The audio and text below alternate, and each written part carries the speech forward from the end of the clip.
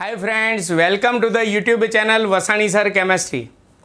સૌથી પહેલાં તો મારી ચેનલને સબસ્ક્રાઇબ કરી દો તથા બાજુમાં આપેલા બેલ આઇકનને દબાવવાનું ભૂલશો નહીં। આપણે ડી અને એફ વિભાગના તત્વો જે છે ચેપ્ટર નંબર 8 બે ભાગમાં ભણવાનું છે। એમાં આપણે પહેલો ભાગ શરૂ કરીશું, ભાગ 1 ડી વિભાગના તત્વો। પ્રસ્તાવનામાં આપણે ભણી ગયા છે ડી વિભાગના તત્વોની અંદર સંક્રાંતિ ધાતુ તત્વો તરીકે ઓળખાય 4 શ્રેણીઓ આવે। પ્રથમ સંક્રાંતિ શ્રેણી, દ્વિતીય સંક્રાંતિ શ્રેણી, તૃતીય સંક્રાંતિ શ્રેણી અને ચતુર્થ સંક્રાંતિ શ્રેણી।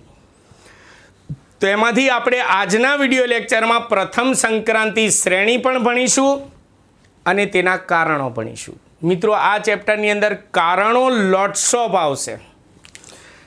તો ચાલો આપણે ભણીએ પ્રથમ સંક્રાંતિ શ્રેણી। પ્રથમ સંક્રાંતિ શ્રેણીનું પહેલાં તો બીજું નામ યાદ રાખજો, તેને 3D સંક્રાંતિ શ્રેણી તરીકે પણ ઓળખવામાં આવે છે।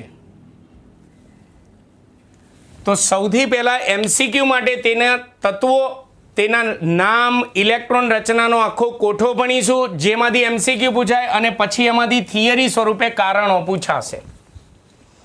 તો ચાલો આપણે સ્ટાર્ટ કરીએ। ઇલેક્ટ્રોન રચનાની બધું આપણે શરૂઆત કરીશું। તો સૌથી પહેલાં તો આ પ્રથમ સંક્રાંતિ શ્રેણી જે છે એના તત્વોને યાદ રાખવાની એક શોર્ટ કી એટલે કે સૂત્ર યાદ રાખજો।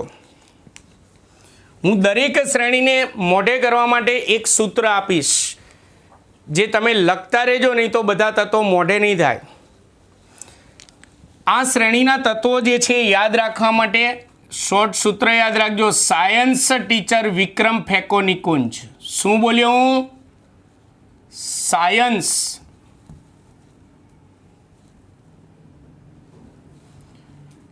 ટીચર વિક્રમ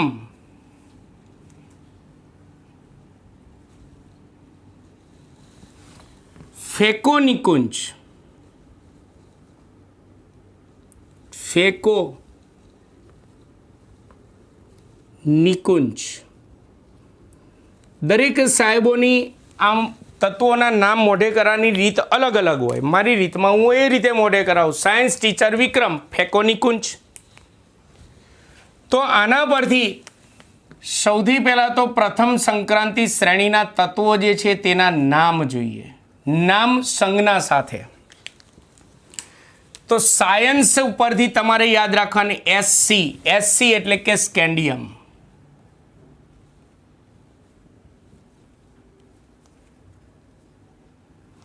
સ્કેન્ડિયમ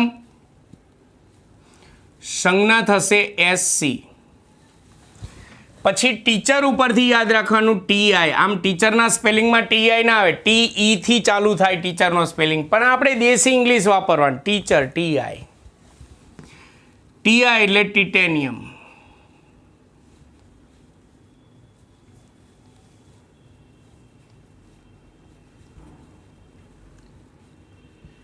પછી વિક્રમ, વિક્રમમાં MN આવશે। તો વેનેડિયમ, ક્રોમિયમ અને મેંગેનીઝ। વેનેડિયમ,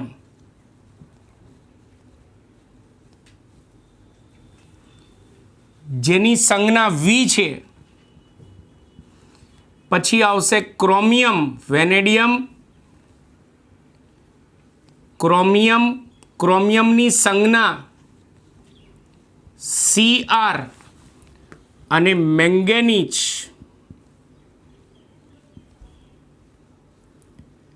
મેંગેનીઝની સંજ્ઞા MN છે। પછી ફેકો નિકુંજ, ફે કો ની કુંજ। તો ફેકો નિકુંજ ઉપરથી ફે એટલે આયન આવશે, લોખંડ, આયનને લોખંડ પણ કહેવાય, FE। પછી આવશે કોબાલ્ટ, કોબાલ્ટ CO। પછી નિકલ, નિકલ Ni, પછી કોપર સંજ્ઞા Cu, અને છેલ્લે આવશે ઝીંક. કોપરનું બીજું નામ તાંબુ અને ઝીંકનું બીજું નામ જસત. લખી રાખજો ખાસ, જસત, જસત. આ બધા તત્વો થયા. એટલે તમારે સૂત્ર જે શોર્ટ સૂત્ર આપ્યું રીત એ મુજબ સાયન્સ ટીચર વિક્રમ ફેકોનિકુંજ. ચલો, ઇલેક્ટ્રોન રચના ભણવા માટે બધાના પરમાણુ ક્રમાંક તો 21 થી 30 સુધીના 10 તત્વો છે. એટલે પરમાણુ ક્રમાંક 21 થી 30 સુધીના આવશે. 21, 22, 23, 24, 26, 27, 28, 29 અને 30. હવે તે દરેકની ઇલેક્ટ્રોન રચના, જો કે આ બધાની ઇલેક્ટ્રોન રચના આપણે 11 સાયન્સમાં ચલાવી દીધેલી છે. આમ છતાં ઇલેક્ટ્રોન રચના જોઈએ તો આર્ગોન કમ્પ્લીટ એટલે 18 ઇલેક્ટ્રોનની રચના કમ્પ્લીટ આવશે. 18. પછી આઉફબાઉના શક્તિના ક્રમ મુજબ 4s કક્ષક આવશે. એટલે 4s2, એસમાં વધુમાં વધુ 2 ગોઠવાય એટલે 18 ને 2 20 અને 21 છે એટલે 3D આવશે આઉફબાઉના કક્ષકોના શક્તિના ક્રમ મુજબ. એટલે 3D1 એટલે 21 થઈ ગયા. પણ મિત્રો, ચોપડીની અંદર બધી જ જગ્યાએ આ રીતની ઇલેક્ટ્રોન રચના લખી હશે. પહેલાં 3D લખેલ હશે અને પછી 4s લખેલ હશે. બધામાં પહેલાં 3D લખેલ હશે, પછી બધામાં 4s લખેલ હશે. તો ચોપડીમાં મુખ્ય ક્વોન્ટમાંકના ચડતા ક્રમમાં ઇલેક્ટ્રોન રચના લખી છે. હું આઉફબાઉના શક્તિના ક્રમમાં લખું છું એટલે ખ્યાલ આવે કે આપણે ડી વિભાગ ભણીએ એટલે છેલ્લો ઇલેક્ટ્રોન ડી કક્ષકમાં ગોઠવાય.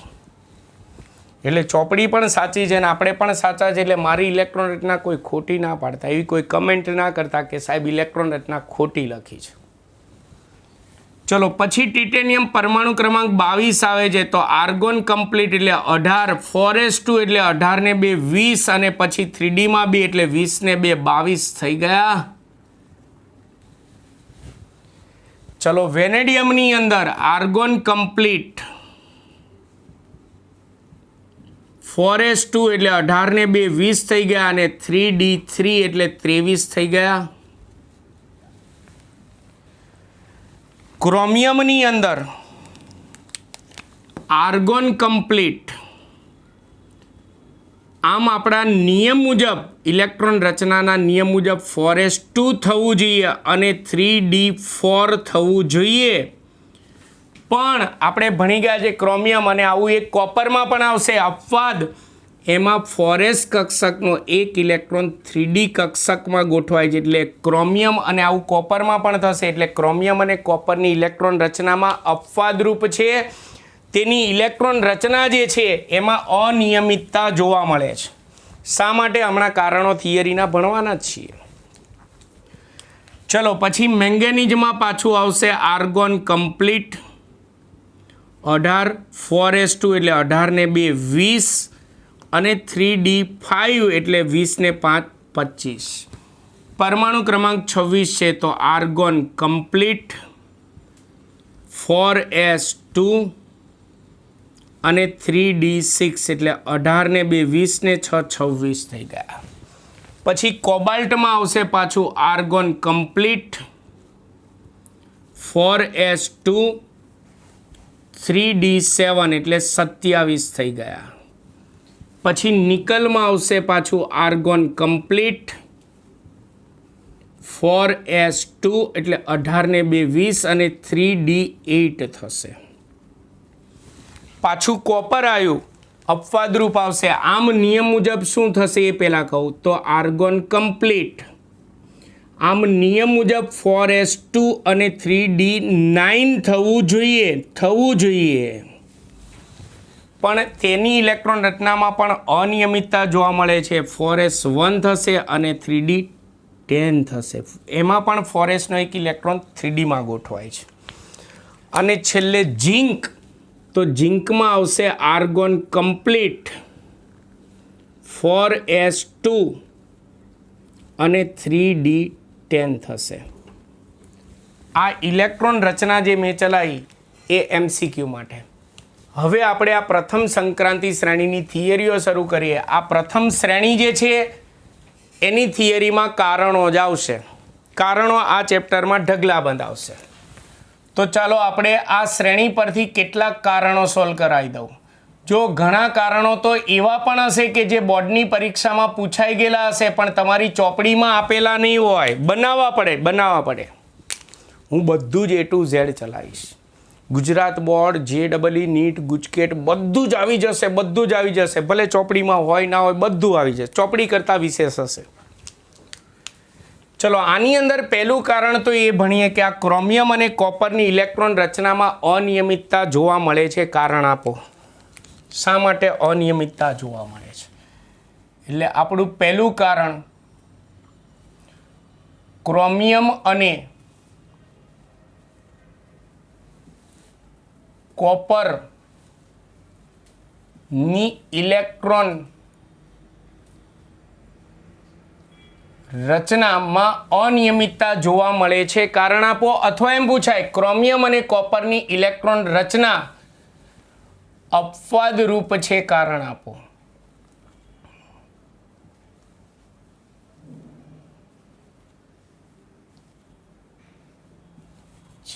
કારણ આપો. ચલો, કારણ હું અહીંયા મુદ્દા લખીશ નહીં, દોરીને બધું સમજાવીશ.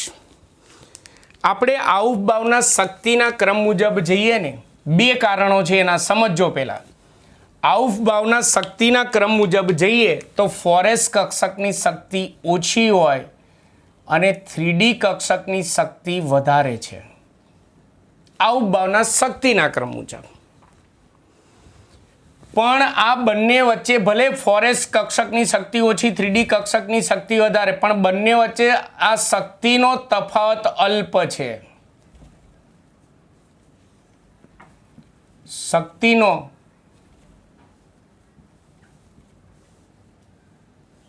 તફાવત અલ્પ હોય છે. એટલે એનો મતલબ કે આની શક્તિ 3D કરતાં થોડીક જ ઓછી. બીજી રીતે કહીએ તો આની શક્તિ ફોરેસ કરતાં થોડીક જ વધારે. જેમ કે બે જુડવા ભાઈ હોય, એક નાનો ભાઈ અને એક મોટો ભાઈ. બંને વચ્ચે ભલે એક નાનો ભાઈ ને એક મોટો ભાઈ હોય, પણ જુડવા છે એટલે બંને વચ્ચે ઉંમરનો તફાવત અલ્પ હોય. 1 મિનિટ કે 2 મિનિટનો હોય. બંને વચ્ચે ઉંમરનો તફાવત 10 વર્ષનો ન હોય. 10 વર્ષનો હોય તો એને જુડવા ભાઈઓ ના કહેવાય. એટલે અહીંયા ફોરેસ કક્ષકની શક્તિ થોડીક જ ઓછી છે, 3Dની શક્તિ એના કરતાં થોડીક જ વધારે છે. એટલે બંને વચ્ચે શક્તિનો તફાવત અલ્પ છે.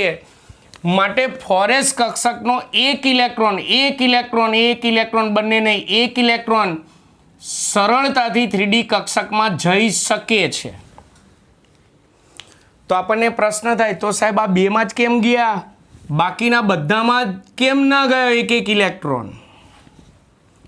તો એના માટે બીજું કારણ સમજવું પડે. ચલો, ડી કક્ષકમાં વધુમાં વધુ કેટલા ઇલેક્ટ્રોન ગોઠવાયેલા હોય? ગોઠવી શકે 10. તો જો ડી કક્ષકમાં 5 ઇલેક્ટ્રોન ગોઠવાયેલા હોય તો એને કેવી ડી કક્ષક કહેવાય? અર્ધપૂર્ણ ભરાયેલી ડી કક્ષક કહેવાય. અડધી ભરાયેલી છે, અર્ધપૂર્ણ. અને જો ડી કક્ષકમાં 10 ઇલેક્ટ્રોન હોય તો એ પૂર્ણ ભરાયેલી કક્ષક કહેવાય. તો જો કોઈ તત્વના પરમાણુમાં ડી કક્ષક અર્ધપૂર્ણ ભરાયેલી હોય અથવા સંપૂર્ણ ભરાયેલી હોય, એટલે કે D5 રચના હોય અથવા D10 રચના હોય, એ પછી 3D હોય, 4D હોય, 5D હોય, ગમે તે હોય, તો તે તત્વનું સ્થાયિત્વ વધે છે. તે તત્વનું એટલે કે તે તત્વના પરમાણુનું સ્થાયિત્વ વધારે હોય છે. એટલે કે તેની સ્થિરતા વધારે હોય છે. તો તમે જુઓ, આમાં ફોરેસનો એક ઇલેક્ટ્રોન આમાં જાય તો D2 રચના પ્રાપ્ત થાય, સ્થાયીતા પ્રાપ્ત નથી થતી એટલે નથી જતો. આમાં જાય તો D3 થાય, સ્થાયીતા પ્રાપ્ત નથી થતી. આમાં જાય તો D4 થાય, સ્થાયીતા પ્રાપ્ત નથી થતી. પણ જો આનો એક ઇલેક્ટ્રોન આમાં જાય તો D5 અર્ધપૂર્ણ ભરાઈ જાય, અને એ જ રીતે જો આનો એક ઇલેક્ટ્રોન આમાં જાય તો D10 થઈ જાય, પૂર્ણ ભરાઈ જાય. તો આ બંનેનું સ્થાયિત્વ શું થઈ જાય? વધી જાય. તો માટે ક્રોમિયમ અને કોપરમાં પોતાની સ્થાયિત્વ વધે માટે તેમાં ફોરેસ કક્ષકનો એક ઇલેક્ટ્રોન 3D કક્ષકમાં ગોઠવાય છે. પડી ગઈ ખબર? આ પહેલું કારણ. ચલો બીજું કારણ. હવે બીજું કારણથી હું જેટલા પણ કારણો ચલાવું ને એવા જ સેમ ટુ સેમ કારણો દ્વિતીય સંક્રાંતિ શ્રેણી અને તૃતીય સંક્રાંતિ શ્રેણીમાં આવશે, બનાવવાના માત્ર. મુદ્દા બધા એમના એમ હોય. જેમ કે ઇંગ્લિશના સાહેબ તમને એપ્લિકેશન ચલાવે તો એની એક ફોર્મેટ આપી દે, પછી એ એપ્લિકેશન તમારે ટીચરના જોબની હોય તો માત્ર થોડા અમુક શબ્દો જ બદલવાના, ટીચર કરવાનું, થોડું એજ્યુકેશનલ ક્વોલિફિકેશન બદલવાનું. એ રીતે લાઇબ્રેરિયનની એપ્લિકેશન આવે તો લાઇબ્રેરિયન બદલતું જવાનું, એ શબ્દ થોડું એજ્યુકેશનલ ક્વોલિફિકેશન બદલવાનું, બાકી ફોર્મેટ એની એ જ રહે. તો એ જ રીતે તમને પ્રથમ સંક્રાંતિ શ્રેણીની અંદર હું અહીંયાથી જે કારણો ચલાવું એવા જ સેમ ટુ સેમ કારણો દ્વિતીય સંક્રાંતિ શ્રેણી અને તૃતીય સંક્રાંતિ શ્રેણીમાં આવશે. માત્ર તત્વો બદલાશે, ફોર્મેટ એની એ જ રહેશે. એટલે મેં પેમ્ફલેટમાં કારણો પ્રથમ સંક્રાંતિ શ્રેણીમાં ને એમાં બધામાં એક સરખા જેવા મુદ્દા બનાવ્યા છે, એટલે તમારે ગોખવા જ ના પડે. એક શ્રેણીમાં મોઢે કરી નાખો ને એટલે બીજી અને ત્રીજી શ્રેણીમાં માત્ર તત્વો જ બદલે રાખવાના. ચલો હવે આ બધા ધાતુ તત્વો છે એટલે ઇલેક્ટ્રોન ગુમાવીને ધન આયન બનાવે. તો પ્રશ્નમાં પ્રથમ સંક્રાંતિ શ્રેણી લખેલું હશે અથવા એવું લખ્યું હશે 3D સંક્રાંતિ શ્રેણી. 3D સંક્રાંતિ શ્રેણી ના તત્વોમાંથી ધન આયન બને ત્યારે તત્વોમાંથી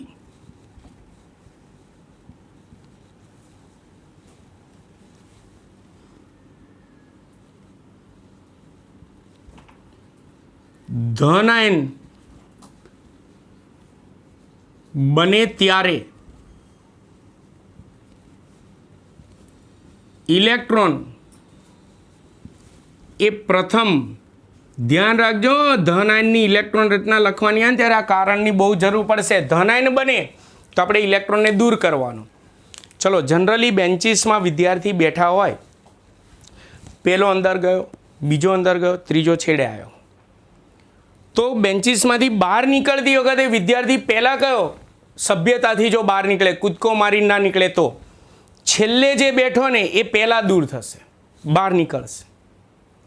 તેવી રીતે અહીંયા છેલ્લા ઇલેક્ટ્રોન અહીંયા ગોઠવાય 3Dમાં તો ધન આયન બને તો પહેલાં ક્યાંથી દૂર થવો જોઈએ? 3Dમાંથી દૂર થવો જોઈએ. છેલ્લે ગોઠવાયેલો હોય ત્યાંથી દૂર થવો જોઈએ. એના બદલે આ બધા તત્વોમાં ધન આયન બને ત્યારે ઇલેક્ટ્રોનના 3D કક્ષકમાંથી દૂર થવાના બદલે પહેલાં ફોરેસમાંથી દૂર થાય છે અને પછી જરૂર પડે ને તો 3Dમાંથી દૂર થાય છે.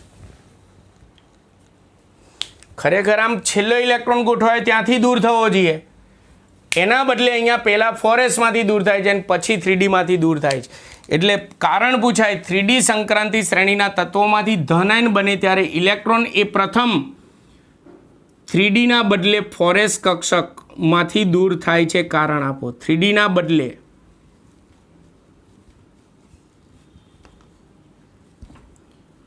ફોરેસ કક્ષકમાંથી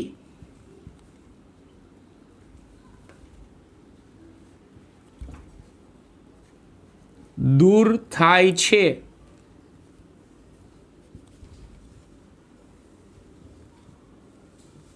કારણ આપો. તો શા માટે? તો એના મુદ્દા લખું એના બદલે દોરીને સમજાવું તો તમને વધારે ખ્યાલ આવશે. જો આ પરમાણુનું કેન્દ્ર છે, આ n=1 પહેલો ઉર્જા સ્તર એટલે કે પહેલી કક્ષા, n=2 બીજો ઉર્જા સ્તર એટલે કે બીજી કક્ષા, n=3 ત્રીજો ઉર્જા સ્તર એટલે કે ત્રીજી કક્ષા, n=4 ચોથો ઉર્જા સ્તર એટલે કે ચોથી કક્ષા. તો હવે તમે જુઓ 3D કક્ષક અને 4s કક્ષકની વાત કરીએ, મુખ્ય ક્વોન્ટમાંક બંનેનો જો મુખ્ય ક્વોન્ટમાંક એટલે આગળ 3D કક્ષકનો મુખ્ય ક્વોન્ટમાંક 3 છે એટલે તે n બરાબર ત્રીજા ઉર્જા સ્તરમાં હોય એટલે કે ત્રીજી કક્ષામાં હોય. જ્યારે 4s કક્ષકનો મુખ્ય ક્વોન્ટમાંક 4 છે જેથી તે પરમાણુની અંદર n બરાબર ચોથા ઉર્જા સ્તરમાં હોય. આથી 3D કક્ષકનું કેન્દ્રથી અંતર જે હોય એના કરતાં 4s કક્ષકનું કેન્દ્રથી અંતર વધારે હોય. 4s કક્ષકનું કેન્દ્રથી અંતર વધારે હોય છે માટે 4s કક્ષકના ઇલેક્ટ્રોનની સરખામણીમાં 3D કક્ષકના ઇલેક્ટ્રોનની સરખામણીમાં 4s કક્ષકના ઇલેક્ટ્રોનનું કેન્દ્ર પ્રત્યેનું આકર્ષણ ઓછું હોય, કેન્દ્રથી દૂર છે. એટલે 4s કક્ષકના ઇલેક્ટ્રોનનું કેન્દ્ર પ્રત્યેનું આકર્ષણ 3D કક્ષકના ઇલેક્ટ્રોન કરતાં ઓછું હોય. કેન્દ્ર પ્રત્યેનું આકર્ષણ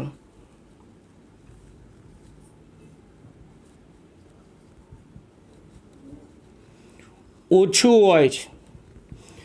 આથી સાબિત થઈ ગયું. આથી જ્યારે ધન આયન બને ત્યારે ઇલેક્ટ્રોન એ પ્રથમ 3Dના બદલે પ્રથમ 4s કક્ષકમાંથી દૂર થાય છે.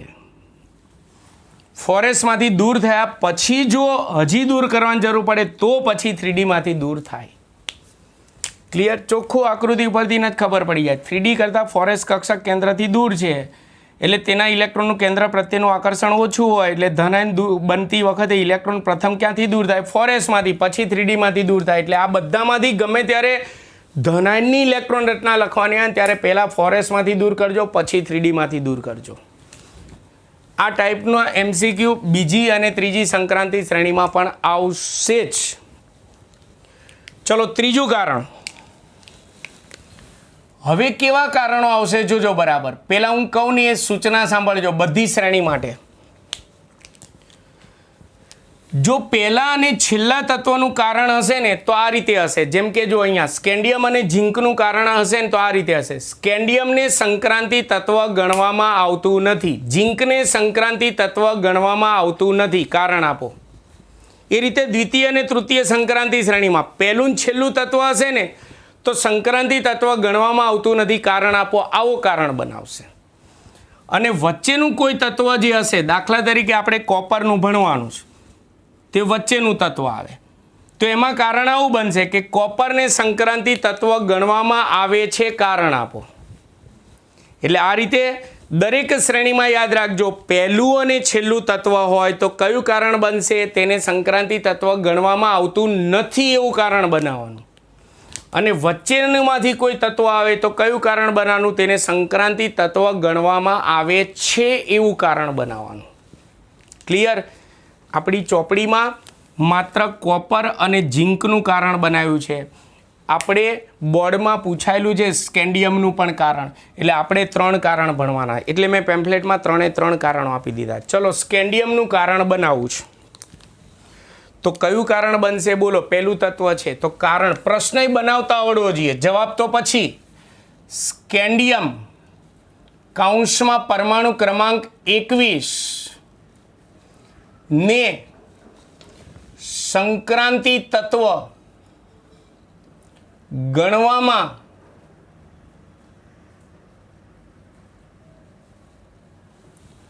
આવતું નથી, આવું કારણ બનાવવાનું. આવતું નથી, કારણ આપો.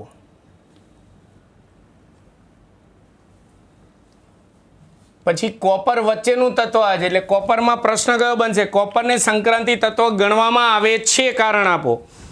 ઝિંક પાછું છેલ્લું તત્વ છે એટલે એમાં એવું કારણ બનશે ઝિંકને સંક્રાંતિ તત્વ ગણવામાં આવતું નથી, કારણ આપો. આવા કારણ બનાવે. આવી રીતે દ્વિતીય સંક્રાંતિ શ્રેણી અને તૃતીય સંક્રાંતિ શ્રેણીમાં પણ. હવે કારણના જવાબમાં ફોર્મેટ કહી દઉં કે આવા જ્યારે ગણવામાં આવે છે, ગણવામાં આવતું નથી, આવા જ્યારે કારણો પૂછાય ને ત્યારે પહેલો મુદ્દો પરમાણુની ઇલેક્ટ્રોન રચના પરથી લખવાનો, બીજો મુદ્દો તેની સ્થાયી ઓક્સિડેશન અવસ્થા પરથી લખવાનો. બરાબર? ચલો, જેમ કે સ્કેન્ડિયમ, પેલા કારણ સમજજો. સ્કેન્ડિયમની પરમાણ્વીય ઇલેક્ટ્રોન રચના, સ્કેન્ડિયમની પરમાણ્વીય ઇલેક્ટ્રોન રચના નીચે મુજબ છે. કઈ થશે બોલો? સ્કેન્ડિયમની પરમાણ્વીય ઇલેક્ટ્રોન રચના આપણે લખી જ છે. આર્ગોન કમ્પ્લીટ, 4s2 અને 3d1. પહેલા તો સંક્રાંતિ તત્વની વ્યાખ્યા યાદ હોવી જોઈએ. પરમાણુ કે આયનમાં ડી કક્ષક ઇલેક્ટ્રોનથી અપૂર્ણ ભરાયેલી હોય તો તેને સંક્રાંતિ તત્વ ગણવામાં આવે છે. તો જો એના પરમાણુમાં તેની આ 3d કક્ષક ઇલેક્ટ્રોનથી અપૂર્ણ ભરાયેલી છે, ઇલેક્ટ્રોનથી અપૂર્ણ ભરાયેલી છે, માટે વ્યાખ્યા મુજબ તેને સંક્રાંતિ તત્વ ગણવામાં આવે છે. ગણવામાં આવે છે, હું ટૂંકમાં લખું છું. પરંતુ બીજો મુદ્દો તેની સ્થાયી ઓક્સિડેશન અવસ્થાનો લખવાનો. પરંતુ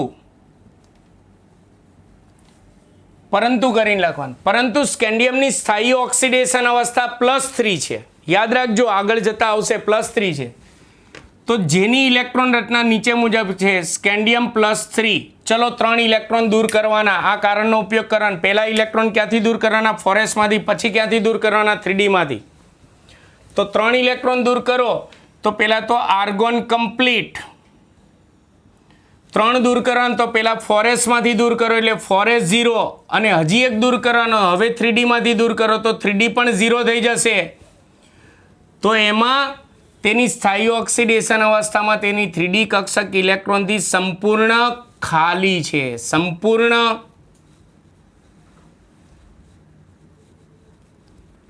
ખાલી છે.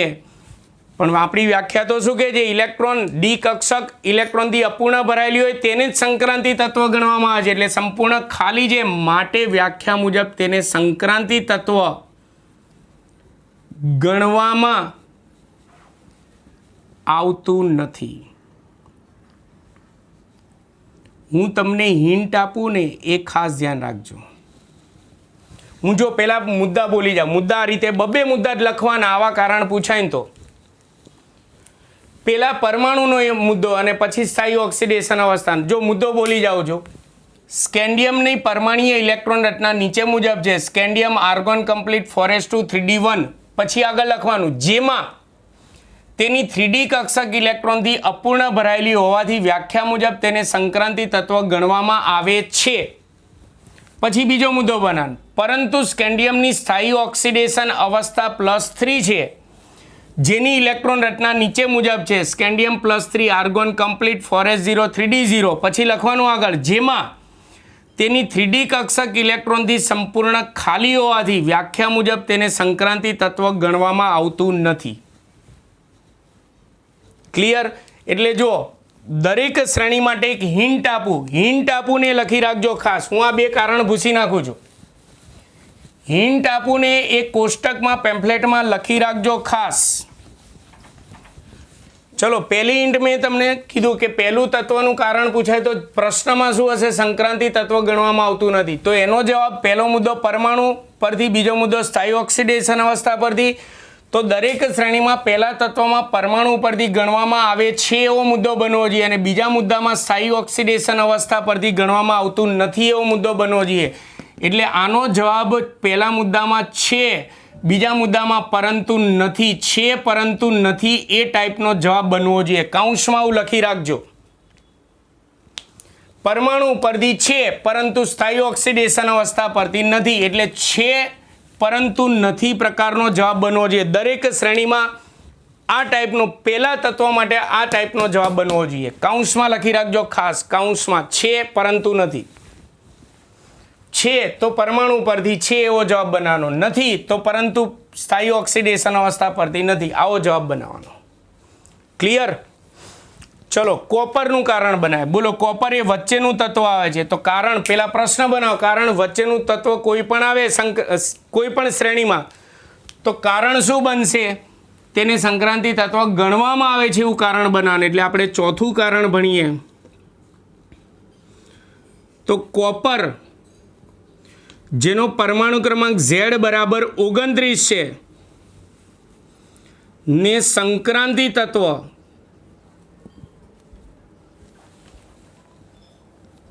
ગણવામાં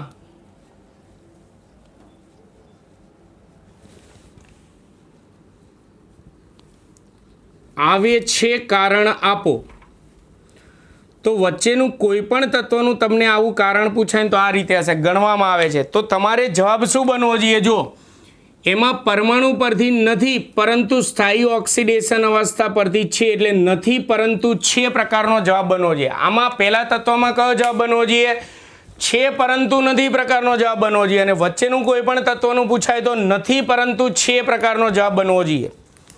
ચાલો જોઈએ આ રીતે જવાબ બનાવો. પહેલાં તો કોપરની પરમાણ્વીય ઇલેક્ટ્રોન રચના નીચે મુજબ છે. ચલો કોપરની પરમાણ્વીય ઇલેક્ટ્રોન રચના શું આવશે? તો આર્ગોન કમ્પ્લીટ 4s1 છે અપવાદરૂપ અને 3d10 છે. તો બોલો નથી જવાબ બનશે. કેમ? કારણ કે એના પરમાણુમાં 3d કક્ષક ઇલેક્ટ્રોનથી સંપૂર્ણ ભરાયેલી છે. ઇલેક્ટ્રોનથી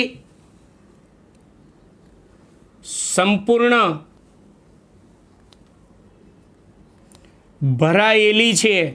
આપણી વ્યાખ્યા તો શું કહે છે? ડી કક્ષક ઇલેક્ટ્રોનથી અપૂર્ણ ભરાયેલી હોય તો એને સંક્રાંતિ તત્વ કહેવાય.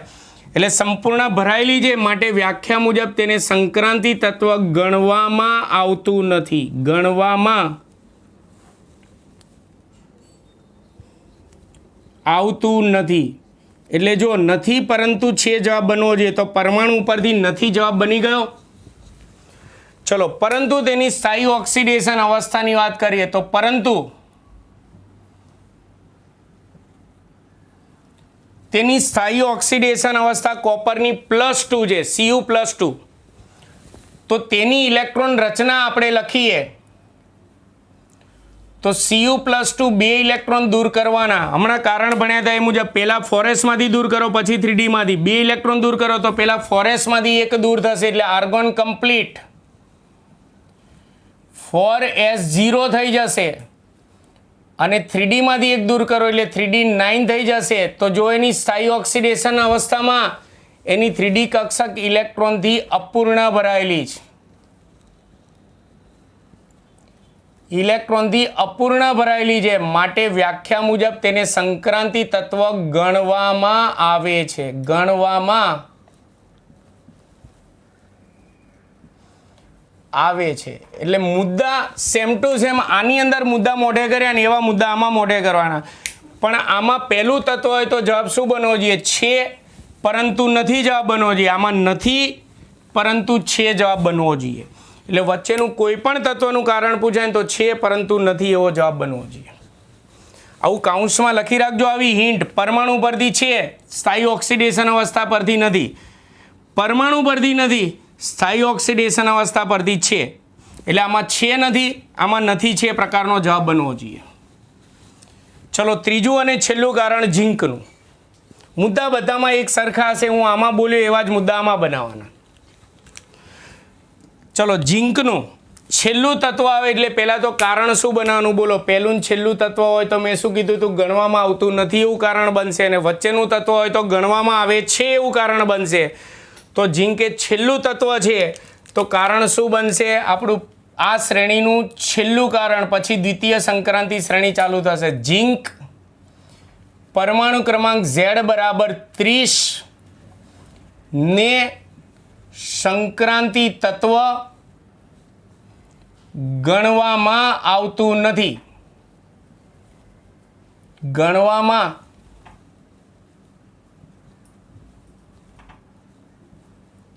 આવતું નથી કારણ આપો. તો જો કોઈ પણ શ્રેણીનું છેલ્લું તત્વનું કારણ આવે તો હિન્ટ લખી રાખજો. એમાં પરમાણુ ઉપરથી પણ નથી, ઉપરાંત એમાં પરંતુ નહીં લખવાનું. બીજા મુદ્દામાં ઉપરાંત લખવાનું. એમાં સ્થાયી ઓક્સિડેશન અવસ્થા ઉપરથી પણ નથી. એમાં એવો જવાબ નહીં બનાવે નથી પરંતુ નથી. નહીં, નથી ઉપરાંત નથી એટલે પરમાણુ ઉપરથી નહીં નથી અને સ્થાયી ઓક્સિડેશન અવસ્થા ઉપરથી નહીં નથી એવું સાબિત કરવાનું. છેલ્લું તત્વ કોઈ પણ શ્રેણીનું હોય ને એટલે નથી ઉપરાંત નથી જવાબ બનાવવાનો. એટલે ટૂંકમાં એના બીજા મુદ્દામાં શરૂઆતમાં પરંતુ નહીં લખવાનું, ઉપરાંત લખવાનું, બાકી મુદ્દા એમના એમ જ. ચલો જોઈએ. પહેલાં તો ઝીંકની પરમાણ્વીય ઇલેક્ટ્રોન રચના નીચે મુજબ છે. પરમાણ્વીય ઇલેક્ટ્રોન રચના નીચે મુજબ છે. બોલો શું છે? અહીંયા લખેલી છે ઝીંકની. તો આર્ગોન કમ્પ્લીટ 4s2 અને 3d10.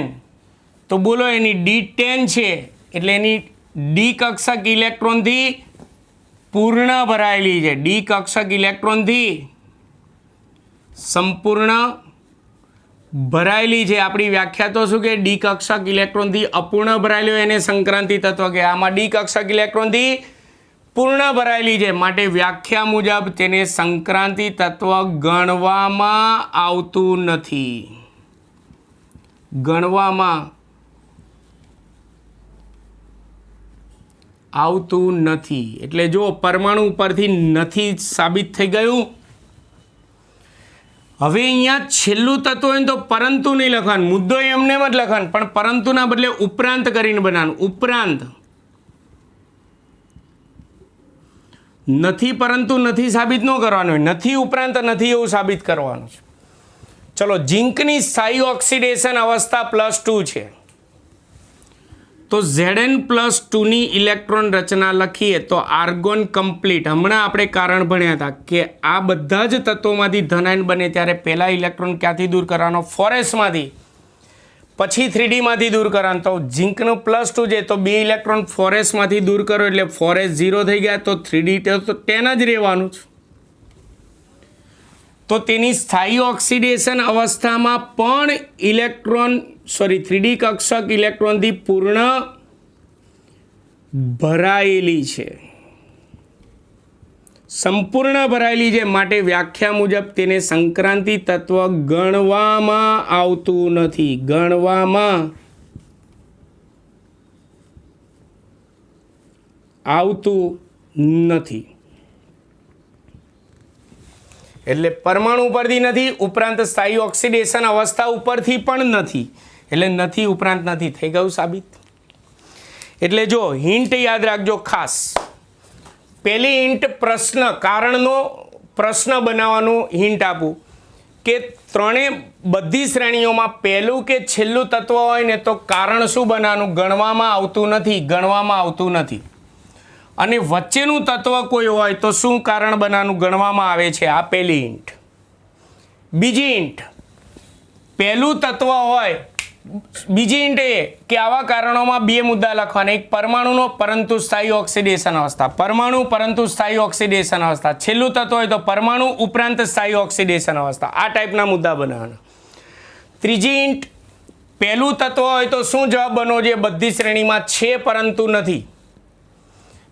વચ્ચેનું તત્વ હોય તો શું બનવું જોઈએ? નથી પરંતુ છે, ઊંધું બનવું જોઈએ.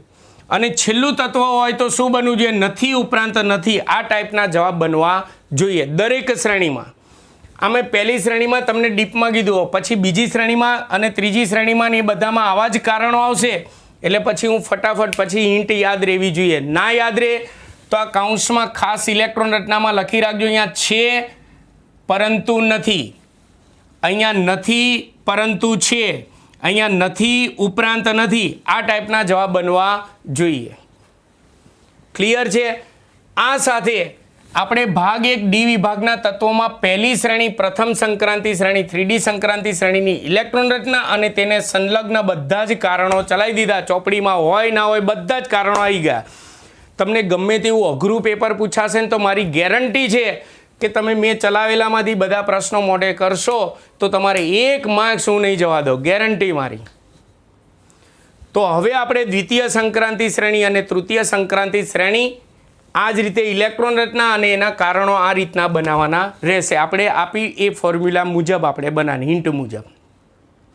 આવડશે ને બધાને? હું આશા રાખું છું કે તમને બધાને કારણો હવે બનાવતા આવડશે. તો આપણે દ્વિતીય અને તૃતીય સંક્રાંતિ શ્રેણી નેક્સ્ટ વિડીયો લેક્ચરમાં ભણવાના છીએ. તો મિત્રો, તમને આજનો મારો વિડીયો લેક્ચર કેવો લાગ્યો તેના વિશે તમે જરૂરથી સારી કમેન્ટ કરતા રહેજો.